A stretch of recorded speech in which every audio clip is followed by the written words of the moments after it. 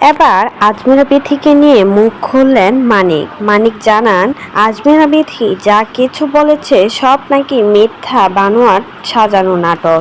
কারণ আজমিরা বিথি নিজেই নাকি মুন্নাকে বিয়ে করে এখন মানিকের উপর দোষারোপ করছে। মানিক জানিয়েছে তার ছেলের জন্য বিনিময়ে সে জীবনটা একা কাটিয়ে দিতে রাজি আছে, চাইলে সিঙ্গেল বাবা হিসেবে থেকে যেতে রাজি আছে, তারপরও সে তার ছেলেকে ছাড়া কিছুই করতে পারবে না।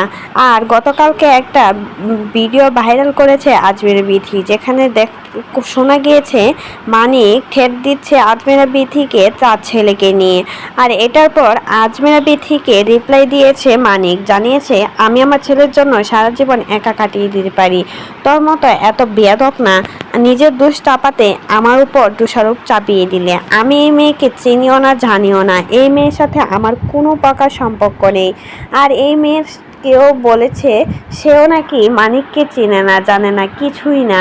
অথচ আজমিরা বিথি নাকি সব কিছুই নাটক করছে, সব কিছুই বানোয়াট কথা আজমিরা বিথির। আসলে কতটুকু এই কথাগুলো সত্য, কতটুকু এই কথাগুলো মিথ্যা সেটা কিন্তু বলা যাচ্ছে না।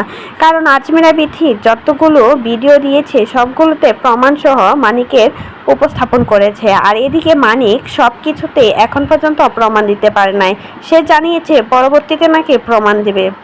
আর টিকটক আইডিতে কিন্তু অনেক ছবি ভিডিও আপলোড করেছিল, যেখানে ওই মেয়ের সাথে ডলাডলি করতে দেখা গিয়েছে, সাথে আবার টিপসও ছিল।